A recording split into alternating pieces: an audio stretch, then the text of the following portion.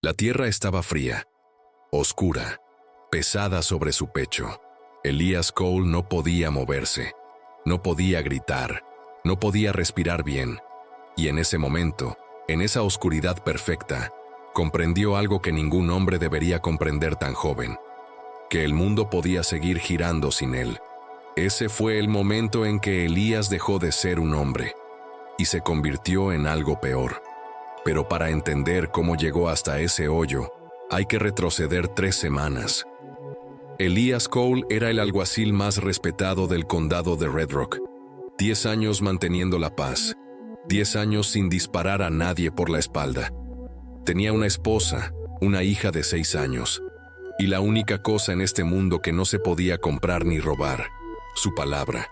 Su palabra valía más que el oro que había debajo de esas tierras. Y ese oro era exactamente el problema. El gobernador Harlan Boss llegó a Red Rock un martes por la mañana con 3 carruajes negros, 12 hombres armados y una sonrisa que no llegaba a los ojos. Boss era el tipo de hombre que compraba leyes en vez de obedecerlas. Había transformado medio territorio en su hacienda personal. Los jueces le respondían, los periódicos callaban, los sheriffs miraban para otro lado, todos menos uno. Elías lo recibió en la calle principal, sin sombrero, sin miedo, con las manos cruzadas sobre el pecho como si estuviera esperando al diablo, y ya supiera cómo termina esa conversación. Esta tierra no está en venta, gobernador. Boss sonrió más amplio. Todo está en venta, alguacil. Solo es cuestión del precio correcto. Elías pensó que era una amenaza vacía. Ese fue su primer error, y casi fue el último. Esa noche, alguien quemó 3 granjas al oeste del pueblo. Cuando Elías llegó, todavía había brasas en el suelo y ceniza en el aire. Encontró casquillos, encontró huellas de caballos con herraduras marcadas. Encontró suficiente evidencia para hundir a Boss ante un juez federal. Lo que no sabía era que el juez federal ya era de Boss. Lo que no sabía era que el testigo principal desaparecería esa misma noche. Lo que no sabía era que ya estaba perdido antes de empezar. Lo arrestaron al amanecer. 4 cargos falsos: asesinato, robo, traición al condado, incitación al desorden. Los testigos eran hombres pagados. El abogado defensor recibió una visita en su despacho y al día siguiente no volvió a abrir la puerta. El veredicto llegó en menos de 1 hora: culpable. Pero Boss no quería prisión. La prisión dejaba tiempo, dejaba posibilidades, dejaba testigos con bocas que podían hablar años después. Boss quería que Elias Cole simplemente dejara de existir. Lo sacaron de la celda en plena noche. 5 hombres. Ninguna antorcha. Lo arrastraron en silencio hasta las afueras del pueblo, hasta un campo de tierra seca y dura donde ya había un hoyo cavado. Alguien había planeado esto con anticipación. Alguien había medido el hoyo con cuidado. Elías peleó. Dios sabe que peleó. Pero 5 contra 1, con las manos atadas, con sangre en los ojos, no es una pelea. Es una ejecución con pasos extra. El último golpe fue limpio, detrás de la oreja, y el mundo se apagó. Despertó con la boca llena de tierra. No podía saber cuánto tiempo había pasado. Podían ser minutos, podían ser horas. El ataúd era barato, de madera delgada, y eso fue lo único que lo salvó. Una tabla cedió bajo su rodilla. Tardó 40 minutos en abrir un espacio lo suficientemente grande. Tardó otros 20 en llegar a la superficie. Los pulmones le ardían como si los hubiera llenado de fuego. Salió de la tierra con las manos ensangrentadas y la mente vacía. Se quedó de rodillas en el campo oscuro durante mucho tiempo, sin moverse, sin pensar, solo respirando, solo existiendo, como si el cuerpo necesitara confirmarse a sí mismo que todavía era real. Ese fue el momento. Ese fue el instante exacto en que Elias Cole murió de verdad. El hombre que se levantó del suelo tenía su cara, sus manos, su cuerpo, pero por dentro era otra cosa completamente. Caminó 3 horas bajo un cielo sin luna hasta llegar a la cabaña de Silas Drum. un viejo cazarrecompensas que había dejado ese trabajo por razones que nunca explicaba y que le debía a Elias un favor de 6 años atrás. Silas abrió la puerta, lo vio de pie en la oscuridad, cubierto de tierra y sangre seca, y no dijo nada durante un largo momento. «Pensé que estabas muerto», dijo finalmente. «Yo también», respondió Elias.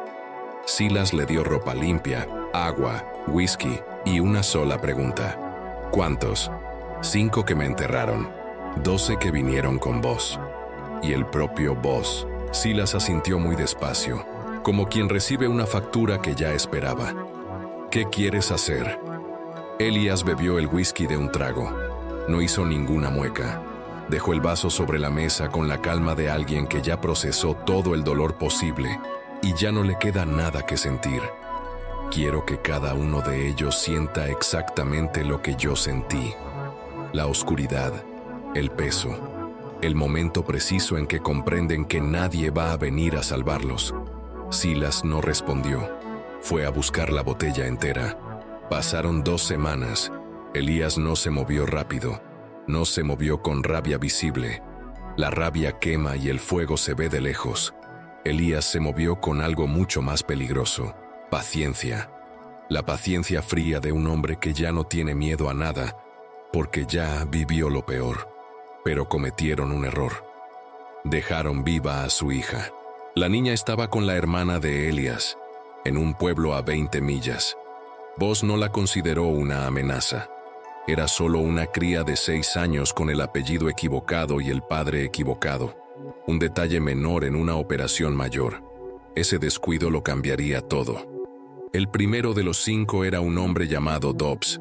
Gordo, lento, con la conciencia de alguien que duerme bien porque nunca piensa demasiado en lo que hace.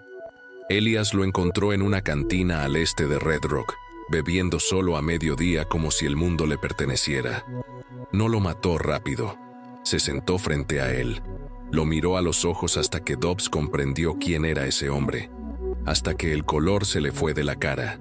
Y entonces Elias le susurró al oído con voz completamente tranquila: «Exactamente cómo se siente cuando la tierra te cubre los pulmones. Exactamente qué piensas en ese momento. Exactamente cuánto tiempo dura». Dobbs lloró como un niño pequeño. El segundo y el tercero desaparecieron en el mismo día. Nadie los encontró. Nadie los buscó con demasiado entusiasmo. El cuarto intentó huir a caballo. Llegó a 3 millas fuera del pueblo antes de que Elías lo alcanzara. A pie. El quinto fue diferente. Al quinto, Elías lo dejó vivo. Lo mandó de regreso a Vos, con un mensaje escrito en papel, con letra limpia y tranquila, como si fuera una carta de negocios. 4 de 5. Tú sigues. Lo que Vos no entendió era que ese mensaje no era una amenaza. Era el verdadero plan. Vos entró en pánico, y el pánico convierte a los hombres poderosos en hombres visibles. Trajo más pistoleros. Duplicó los guardias. Mandó cartas urgentes al gobernador federal pidiendo refuerzos militares, describiendo a Elias Cole como un asesino desquiciado, un fantasma, un hombre que según los registros oficiales estaba muerto y enterrado. Esas cartas fueron interceptadas por Silas, quien las entregó, junto con todos los documentos que Elías había reunido durante 2 semanas, al único periodista honesto que quedaba en 3 condados. Un hombre pequeño, con lentes gruesos y una moral imposiblemente sólida, que había sobrevivido a Vos por pura irrelevancia. Ya no era irrelevante. En 4 días, la historia de Harlan Vos estaba en todos los periódicos del territorio. Los juicios falsos, las granjas quemadas, los testigos comprados, el alguacil enterrado vivo. Los nombres, las fechas, los montos exactos pagados a cada hombre que había traicionado su cargo. El gobernador federal envió un mariscal con órdenes de arresto, pero Elias no esperó al mariscal. Entró al despacho de Vos a medianoche, solo, sin advertencia, sin ruido. Los 2 guardias de la puerta nunca lo vieron llegar, no porque Elías fuera especialmente silencioso esa noche, sino porque los hombres que vigilan en la oscuridad siempre miran hacia afuera. Nunca esperan lo que ya está adentro. Buzz estaba despierto, bebiendo solo frente a un mapa enorme de todas las tierras que alguna vez pensó que serían suyas. Cuando levantó la vista y vio a Elías de pie en el umbral, la copa se le cayó de la mano y se rompió contra el suelo sin que ninguno de los dos mirara hacia abajo. «Estás muerto», dijo Buzz. La voz sonaba como papel mojado. «Sí», dijo Elías, sin emoción, sin prisa. «Eso pensé yo también. No lo mató. Eso era lo más oscuro de todo. Eso era lo que lo diferenciaba de un asesino». Le ató las manos. Lo sacó al campo. Al mismo campo exacto. Al mismo hoyo que sus propios hombres habían cavado semanas antes y que nadie había rellenado todavía, como si la tierra lo estuviera esperando. Bajó a Buzz adentro. No hasta el fondo, solo hasta la cintura. Solo lo suficiente para que sintiera el frío de la tierra apretando los lados, el peso de las paredes, el olor húmedo de algo muy antiguo, la oscuridad mirándolo desde abajo como una promesa. Buzz comenzó a suplicar, comenzó a ofrecer dinero, tierras, todo lo que tenía y todo lo que podía conseguir. Elías no respondió, solo se agachó hasta que sus ojos quedaron al nivel de los ojos de Buzz y habló una sola vez, en voz muy baja.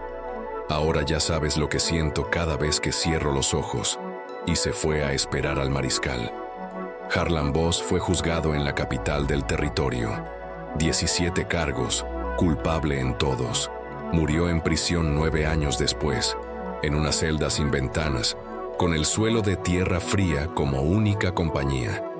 Elías Cole recuperó su nombre, recuperó sus tierras, recuperó la custodia de su hija, pero no recuperó el sueño. Dicen que nunca volvió a dormir de noche, que se sentaba en el porche hasta el amanecer, mirando el campo oscuro, sin moverse, sin hablar, como si estuviera vigilando algo que nadie más podía ver. Que cuando su hija creció y le preguntó qué miraba, Elías sonrió por primera vez en mucho tiempo y dijo, «Nada», pero sus ojos seguían mirando. Hay hombres que caen al fondo y suben iguales, y hay hombres que caen al fondo y suben convertidos en algo que el fondo dejó dentro de ellos. Elías Cole fue de los segundos, y en Red Rock, durante muchos años después, cuando alguien mencionaba su nombre en voz demasiado alta, los viejos bajaban la mirada, no por miedo a lo que Elías había hecho, sino por miedo a lo que estaban viendo en sus ojos, algo que no debería estar en los ojos de ningún hombre vivo.